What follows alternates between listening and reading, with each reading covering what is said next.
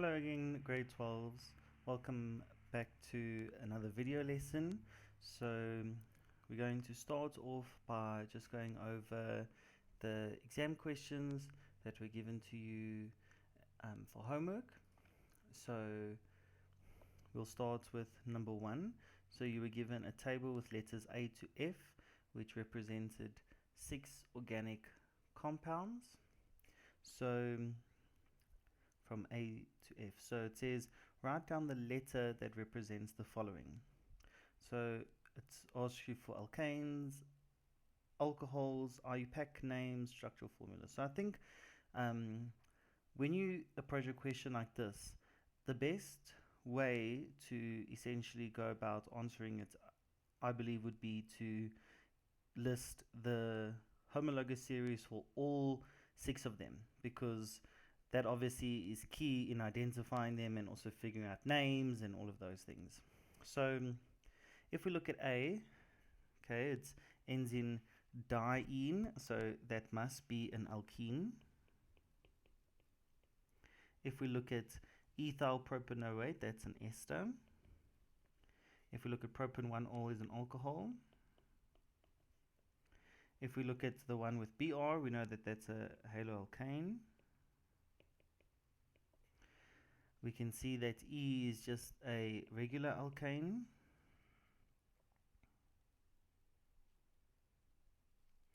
And then we can see that F is an alcohol.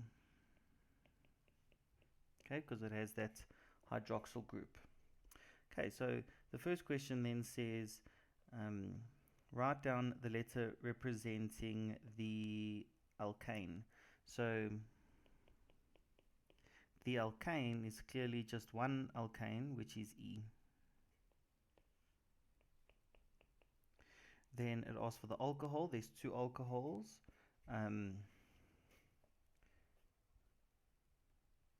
So for the alcohol, it would be C and F.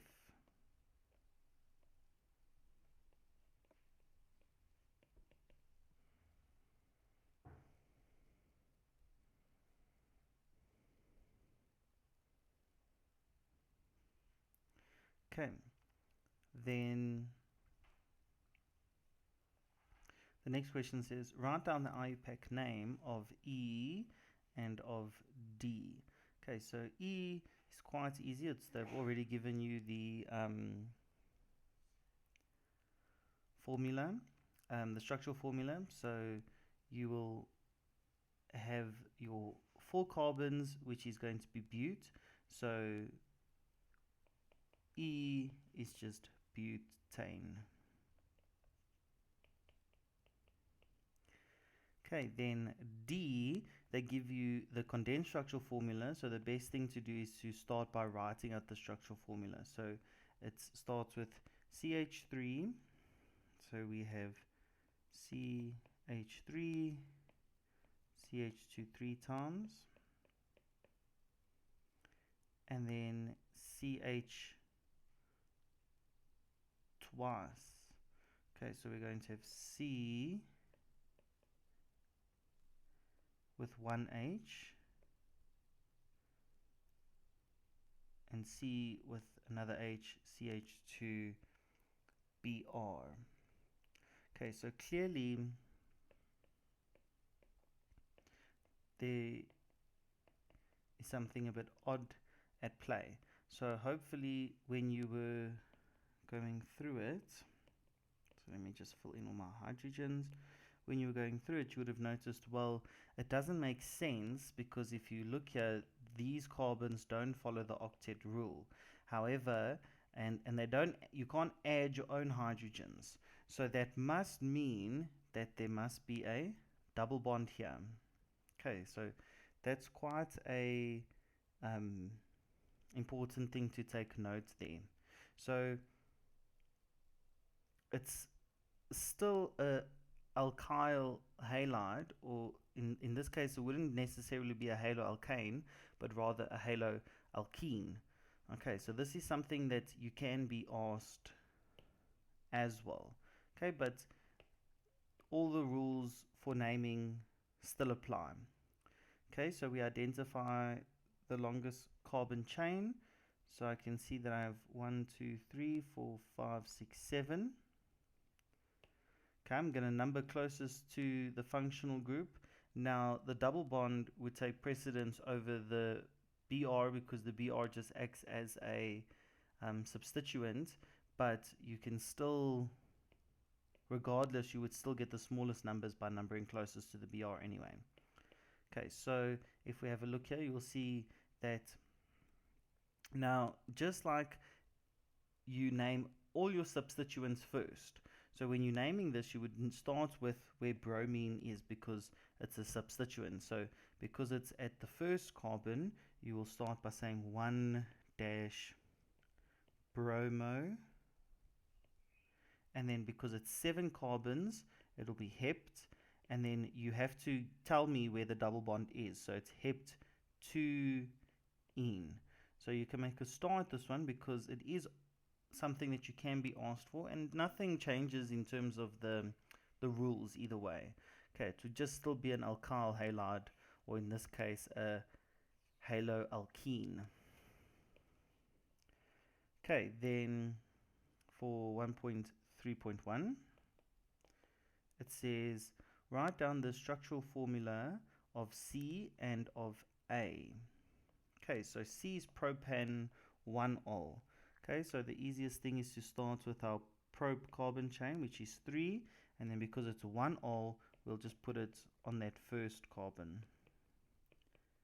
And then we'll just complete our hydrogens. Okay, that would be for C. Then 1.3.2 says to give the structural formula for A. Now A is buta 1,2 diene. Okay, so buta is 4 carbons, so we'll do 1, 2, 3, 4, and then we see that they tell us it's an alkene, so there are double bonds, and there are specifically double bonds on the first and the second.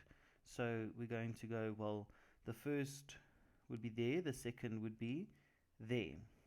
Okay, and then we'll just fill in our hydrogens. So there'll be 3 here, 1 here, no hydrogens on this middle C here because we already have 4 bonds, and then just 2 hydrogens at the end here. Okay, then 1.3.3 says to write a chain isomer of E. So E is butane. So a chain isomer would be to introduce a side chain. So that we can only do that by reducing the longest carbon chain. So we'll go from 4 to 3. Okay, and then remember when it goes to 3, the only place we can put a side chain is the center carbon. So then we'll just put it there, and then we will fill in our hydrogens. Okay, then 1.3.4 says a functional isomer of B. So B is an ester. So we know that a functional isomer will go from an ester to a carboxylic acid. So if it's ethyl propanoate, then I'd recommend that you first start by writing the formula for ethyl propanoate. So ethyl is 2 carbons for your alcohol side, and then propanoate will be 3 carbons for your carboxylic acid end. So if this is true, then we will count our carbons, because remember the carboxylic acid will have that carboxyl group at the terminating carbon. So we'll see we'll have 1, 2, 3, 4, 5. So then we'll have a 5 carbon chain carboxylic acid.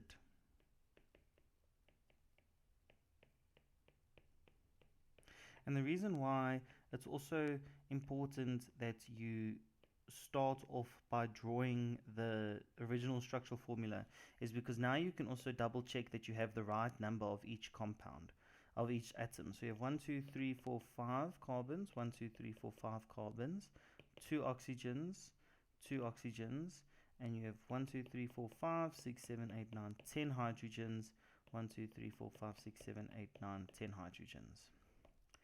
Okay, and make sure that if you're going to do this in your working outs, that you put a line through it to show that you are not saying that this is the functional isomer, that rather this is the actual functional isomer.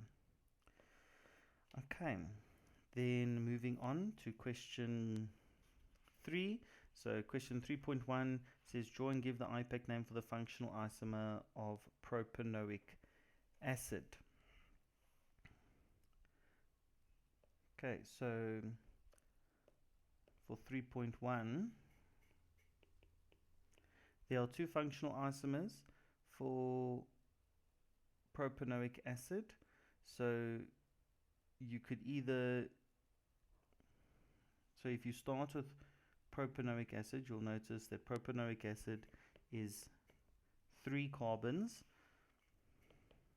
with a single bond oxygen at the end, double bond oxygen.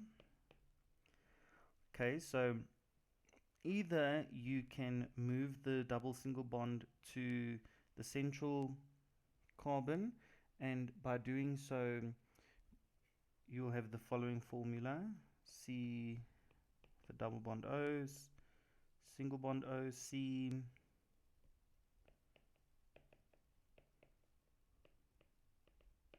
with your H's here.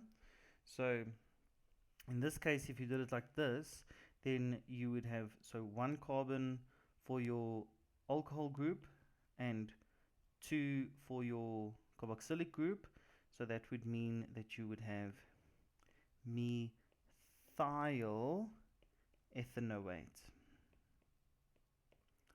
Okay, alternatively, you could have rather, instead of putting 1 on your alcohol group and 2 on your carboxylic group, you could have put 1 on your carboxylic group and 2 on your alcohol group. So that would have been, if you had 1 on your alcohol group and, sorry, I put the double bond in the wrong place. So, and 2 on your alcohol group. So if you did it this way, then your alcohol would be 2, which would be ethyl, and your carboxylic acid has 1, so that would be methanoate. Ethyl methanoate. Okay, so there was 2 options there that you could have had. So if you wrote the 1, I recommend that you also do a correction for the other one, just in case, because had the question say write all the functional isomers for propanoic acid, then you would have to know both of them. So just make sure that you do have both in your notes so that you have it. Then 3.2 says name and discuss the differences in physical properties between propanoic acid and the functional isomer in 3.1. Okay, so you don't actually have to answer this question. Okay, so don't answer 3.2 because it's not something that we've done yet. We haven't done physical properties. So number 4 says the alkane consisting of 4 carbons has 2 structural isomers. First it says define the term structural isomer. Okay, I'm not going to write it. It comes straight out of the SAGs. Compounds having the same molecular formula but different structural formula. Make sure you get the formula and formulae correct. Then it says draw the structural formula of the branched isomer of this alkane. So a 4 carbon atom alkane is going to be butane. So the branch structural isomer for butane, we've already done it, is going to be a methyl propane. So you'll have 3 carbons and you'll have one methyl side chain.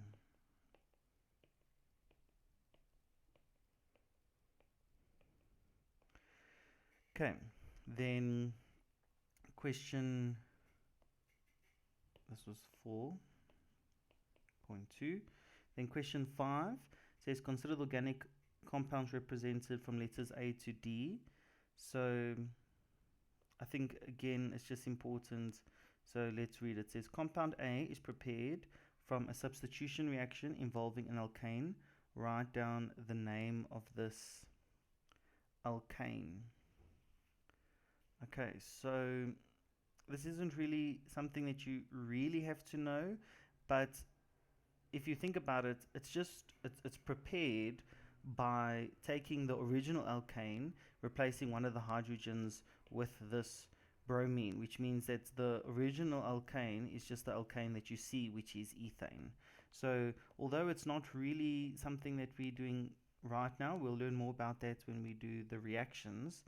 It's pretty straightforward, I think, to see that it just comes from ethane, okay, because that would essentially be the molecule name without the halogen. Then 5.2 says give the IUPAC name for the ester formed when compound C reacts with ethanol in the presence of concentrated sulfuric acid. Okay, so we can see that C is a carboxylic acid. Okay, there's the double bond O, single bond OH. So I'm going to write, it says it wants the IUPAC name. So C, the compound C is specifically going to be, it has 2 carbons, which makes it ethanoic acid. And it says it reacts with ethanol. So plus ethanol. We know the IUPAC name for this. We start with the alcohol, which is going to be ethyl, and because it's ethanoic acid, it will be ethanoate. So it's ethyl ethanoate. Okay, then 5.3.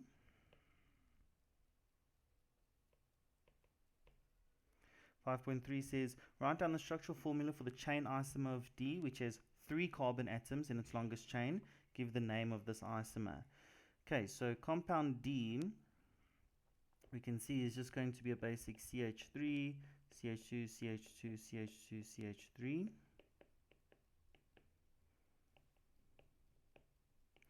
So we can see that this is just a regular pentane molecule with 5 carbons, 1, 2, 3, 4, 5, and they said that they want you to draw the structural formula for the chain isomer, which has 3 atoms in its longest chain. So they want you to have 3 atoms in the longest carbon chain, which means that if you're going to go from 5 carbons to 3 carbons, then you would have to have 2 substituents. Okay, because remember, obviously 3 plus 2 will give you the 5 carbons that you need. And then just double check that you have the right number of hydrogens. Okay, then 5.4, it says give the name of the isomer, sorry. So the name of the isomer, we can see the longest carbon chain is 3 with 2 methyl groups. So it'll be 2, 2 dash dimethyl because there's 2 of them. And then 3 would be propane. So 2, 2 dimethyl propane. You can also just say dimethyl propane because it won't, again, remember we said that if it were on, it can't be on 1 or 3 because then it would just form part of that longest carbon chain. So it's actually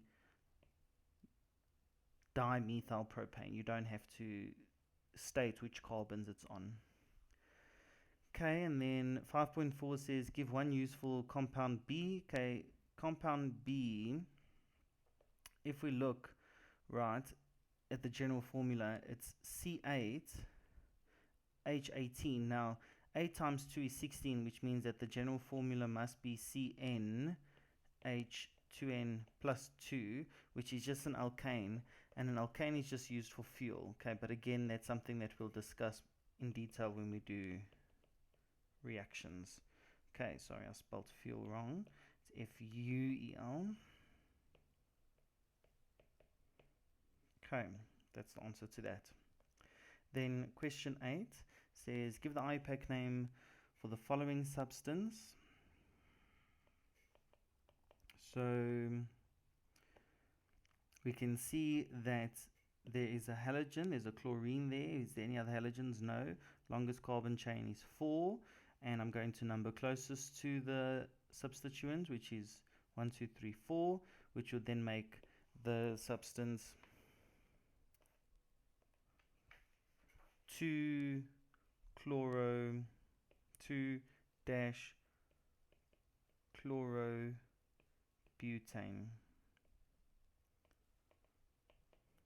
Okay, 8.2 says draw the structural formula of a positional isomer for this compound, then write down the IUPAC name. So positional isomer is of course when the chlorine is going to have to go to another carbon. Now it can't go to the third carbon because then it would become the second carbon, so it would have to go to one of the terminating carbons. Okay, so just be careful with this one. Okay, it must be on one of the terminating carbons. It can't be on the second because it already is on the second, and then it's impossible to be on the third because then your numbering rules would change. So just take note of where it is. Okay, and your longest carbon chain can't really change either because you're just moving the function, you're just moving the position of the functional group, but you're not really changing the functional group. So just be careful of that. And then obviously this would change to 1 chlorobutane. Okay, then 8.3 says draw the structural formula of the chain isomer for this compound. Okay, so we're looking at a chain isomer. So if it's 4 carbons, then we're going to make it 3 carbons with a single chain isomer. But now, very important is that if they want a chain isomer of the original compound, that means that your chlorine must still be on the second carbon because it was originally on the second carbon. So if we look here, the second carbon is just going to be this one here. So then the chlorine must be on that one, and then we would have our H's. Okay, so just double check, make sure you count all your hydrogens and you have all the atoms that you need. So if we name this, our longest carbon chain is 3. Don't forget that it must include the chlorine. In this case, it's easy to include the chlorine. So now again, because it's prop, you don't have to give the number of the methyl group because it has to be on the second carbon. It can't be on any other carbon. So you would just say methyl, and then you would then start with your chloro, but this one you must give its location. So it'll be 2 dash chloro, and then because it's 3, it'll be propane. So methyl 2 chloropropane. Okay, then the next one is number 9. It says give the IUPAC name for the following formula. Okay, so let's have a look. We see that the functional group that we have is a carboxyl group, so it's going to be an ester. And we can see that on the alcohol side we have 2 carbons, and on the carboxylic side we also have 2 carbons. So that's going to make it ethyl ethanoate.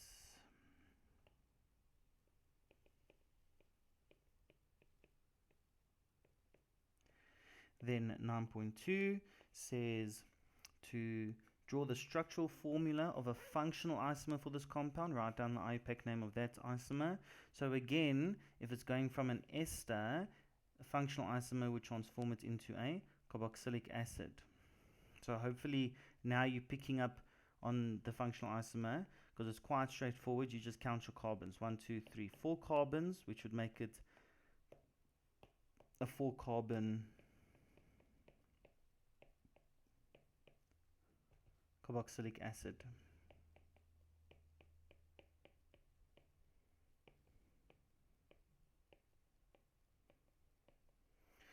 Okay, so if it's 4 carbons, then the answer would be butanoic acid.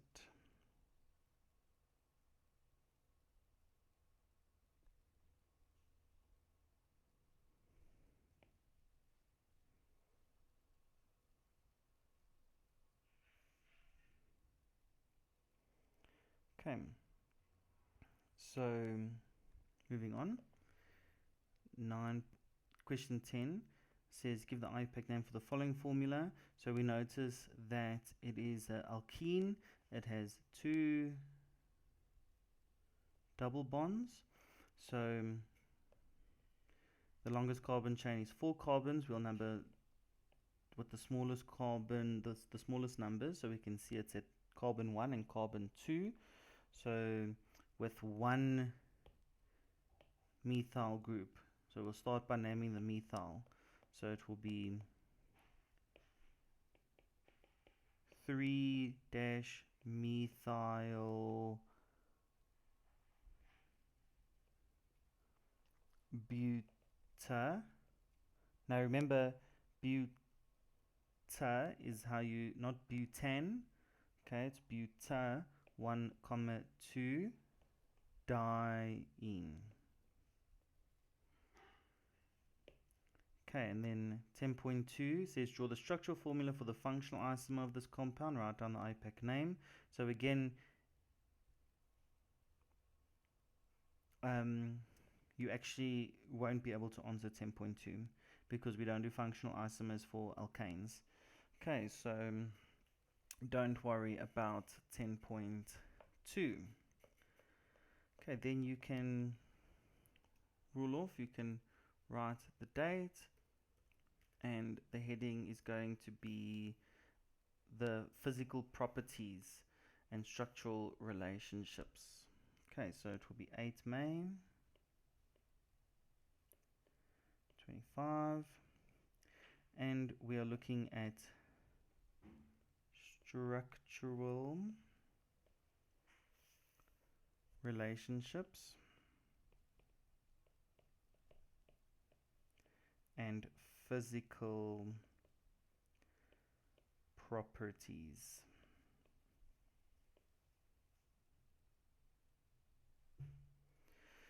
Okay, so the main thing here that we are trying to figure out is we are trying to understand why certain substances, if you think about alcohols, right?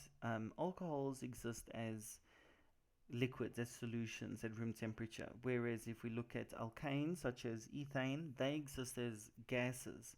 So the reason why they exist in these different states is because of that our good old friend intermolecular forces. Okay, so that is going to come back now.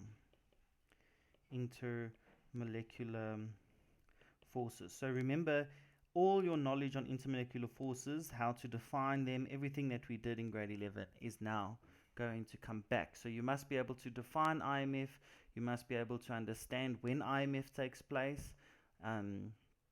So remember that intermolecular forces is defined as a weak force of attraction between molecules, ions, or atoms of noble gases. So the IMF is what keeps these substances as either solids, liquids, or gases.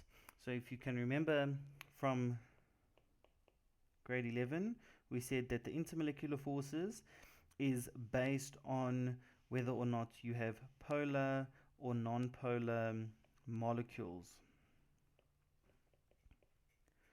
Okay, so if you can remember, polar and non-polar molecules is determined on whether the substance is symmetrical or asymmetrical. So if something is considered to be symmetrical, then it is non-polar, and if it's non-symmetrical then or asymmetrical, then it is polar. Okay, then there are also three types of intermolecular forces that we focus on. The first type, which is the weakest, is the London forces. Now it's important to remember that London forces exists in all compounds. So all organic compounds contain London forces. Okay, it is just specifically going to be the non-polar molecules that will just have London forces. So non-polar molecules only have London forces.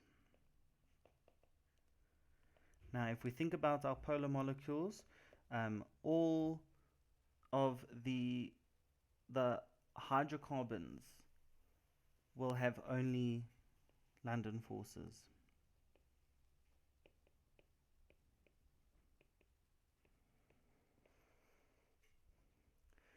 Okay, so if we think about London forces or induced dipole or dispersion forces, they are very weak and they exist between non-polar molecules that form induced dipoles, and temporary dipoles will then attract one another. So these are between the alkanes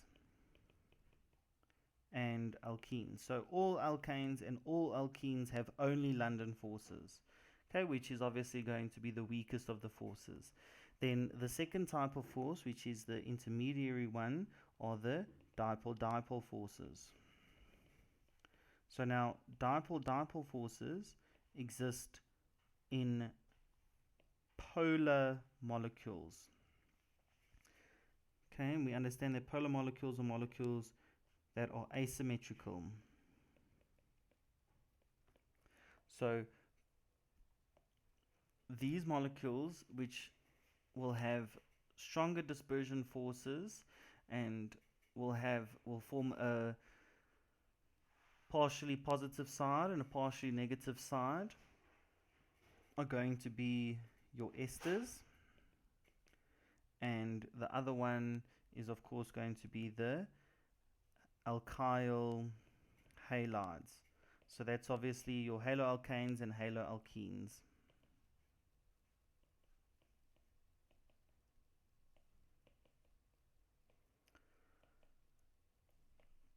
Okay, then we did the third type of intermolecular forces, which is the hydrogen bonds. Now remember, hydrogen bonds is a special type of dipole-dipole force that exists between between polar molecules. So just remember that it exists between hydrogen bonded with N, O, and F. So hopefully you can recognize that while we did one with O bonds, okay, so where O is bonded to H is in two of them. It is alcohols and it is carboxylic acids. Okay, so if we think about how these are arranged, okay, we think about intermolecular forces as increasing or decreasing in strength. Remember that bonds is what keeps the atoms together, but it is the intermolecular forces that is going to keep them in a solid or liquid state and determine the melting and the boiling points, which is all found in the intermolecular forces section. Okay, so if we are comparing IMF,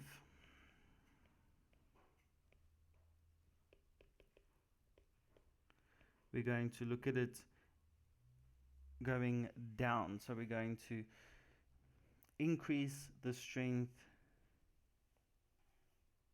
going down. So I'm going to write increasing IMF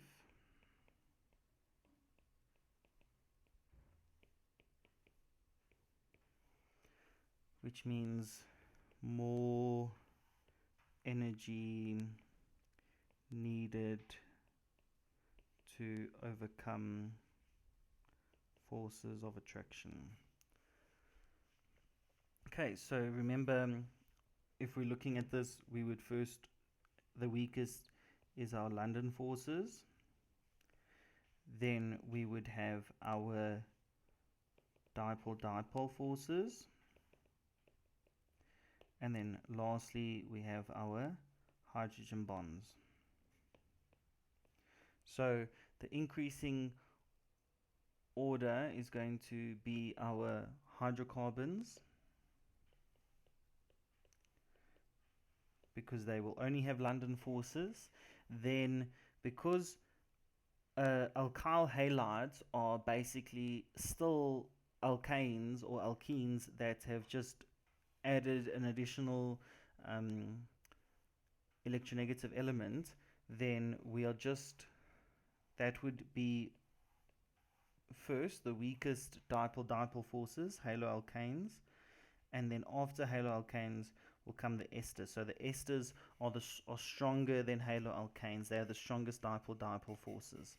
Now, if you think about hydrogen bonds now, hydrogen bonds is about a bonding site. So if there are more hydrogen bonds, then there are stronger forces. Now, if you think about an alcohol, there is only one oxygen, whereas in carboxylic acids, there are two oxygens with those lone pairs. So there will be two sites where this hydrogen bonding will take place. So that means that alcohols would be weaker than carboxylic acids, and carboxylic acids are the strongest of all the organic molecules that we look at. Okay, so that's how we compare the IMF. Okay, so when it comes to these questions, in order to compare the IMF,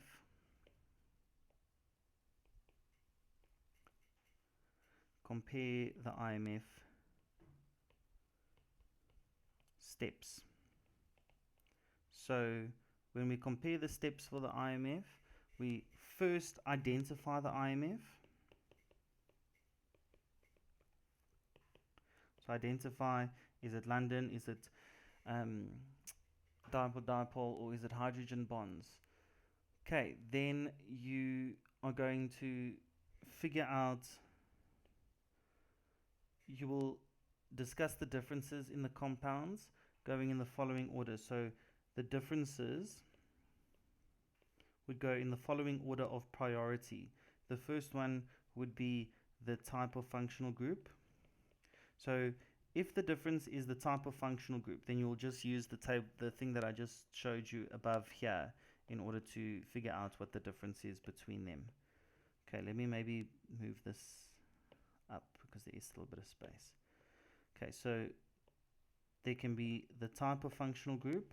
The second thing in order of priority is the number of that functional group.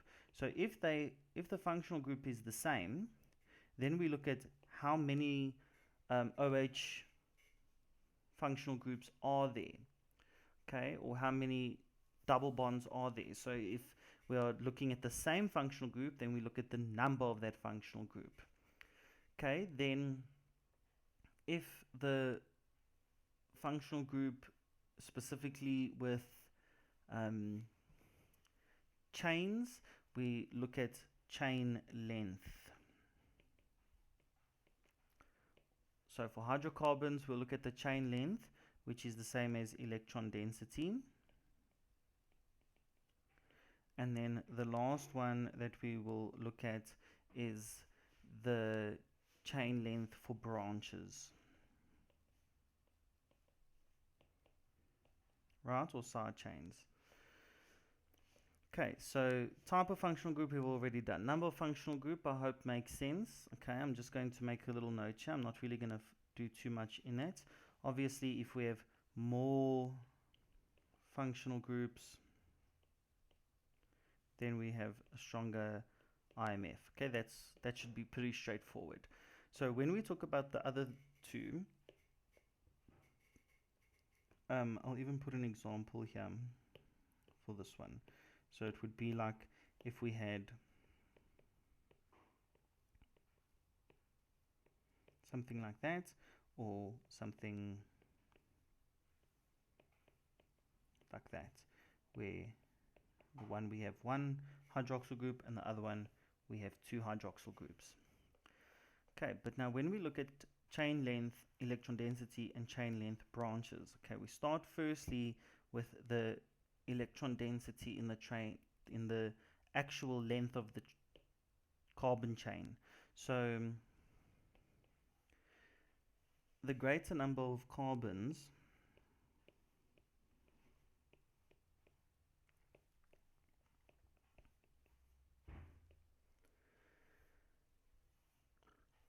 the greater the electron density.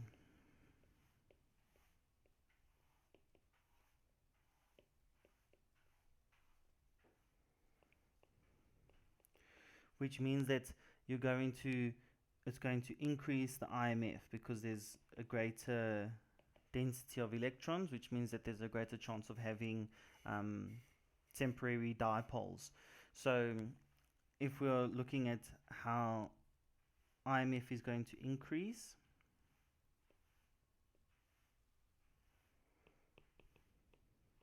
increasing IMF, we would compare something like a simple methane compound to a ethane compound to a propane compound. So if we increase the length of the carbon chain, then we are increasing the IMF. Okay, then the fourth one we said are the branches. So if there is more branches, then there is going to be less surface area. Okay, almost like a very compact molecule, which is going to lower the strength of IMF. So if we think about how this works now, so this works in opposite direction of increasing IMF.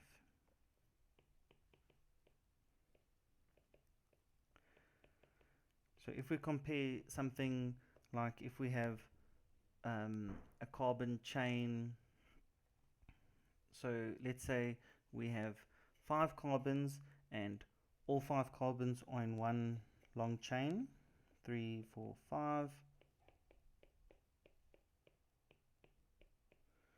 Okay, in comparison to having 5 carbons where there's 4 in the longest carbon chain and a side chain. Whereas we could have 3 carbons and 2 are part of the side chain. So you can almost see that when the molecule becomes more compact, then there is less surface area, which means that there's going to be less IMF in a chained or branched alkane, because there is less surface area, which means that there are far less opportunities for there to be those temporary dipoles or those dispersion forces. Okay, so that's quite important when we are trying to compare the differences in IMF. Okay, so if we have a look, I'll do number 1 with you as an example. So it says, a practical is conducted to compare boiling points of compounds, and you're given the following condensed formulas. So the first one says, which other variable is controlled during this investigation other than conditions for determining boiling point? Okay, so if you notice, right, the molecular mass, the relative molecular mass, is something that we control in this experiment, because if we see 1, 2, 3, 4, 1, 2, 3. Okay, so something that we control during this investigation is molecular mass, or the number of electrons.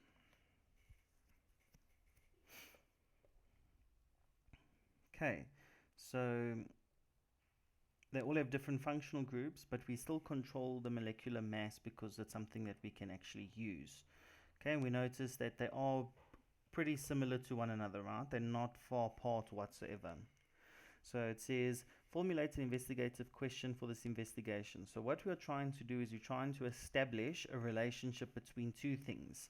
It's between the different functional groups and the boiling point. So that is what we'll write. We'll say, what is the relationship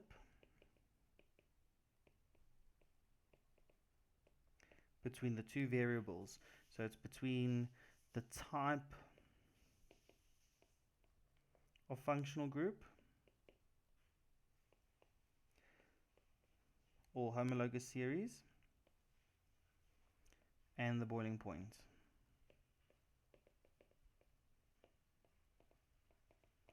To which homologous series will the compound with the highest boiling point belong? Give a reason for your answer. Okay, we've already established that that's going to be the carboxylic acid. Okay, the reason why is because they have the possibility of two hydrogen bonds. Okay, and the reason why they have high boiling points is because the more hydrogen bonds, the stronger the IMF. And of course, then the higher the boiling point will be, as more energy is needed to overcome the forces. So remember, you have to give full explanations here, right? Increasing hydrogen bonds increases strength of IMF, high boiling point as more energy needed to overcome, or less energy needed to overcome. Do not say breaking bonds. We're not breaking bonds. Okay, which compound has the highest vapor pressure? Okay, so vapor pressure isn't really asked, but just so you know, boiling point is inversely proportional to vapor pressure. So when we talk about vapor pressure, we talk about the opposite of boiling point. So if we say the highest vapor pressure, then we're talking about the lowest boiling point.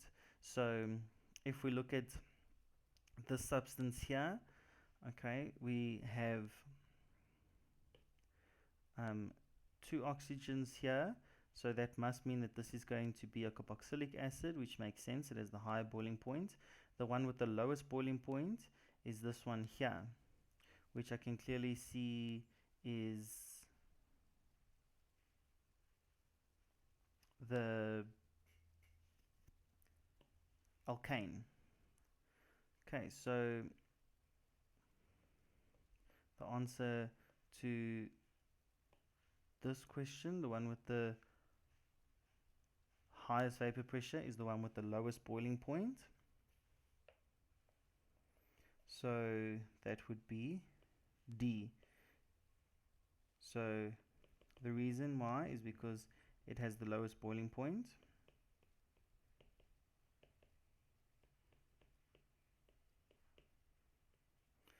Boiling point, therefore weakest IMF, namely London forces, right? Only. You can even mention London forces only early on, but you must mention the type of intermolecular forces, okay? And then little energy needed to overcome forces. Little energy needed to overcome forces. Okay, so all we're trying to do is we're just trying to identify the type of IMF in each molecule, and then from there see, are you comparing functional group? Are you comparing the number of functional group? Are you comparing chain lengths? Or are you comparing number of branches? Okay, and then that will help you more or less to get a full description of what you're trying to answer. Okay, so your homework is going to be to complete question number 2, question number 3, and question number 4. Okay, so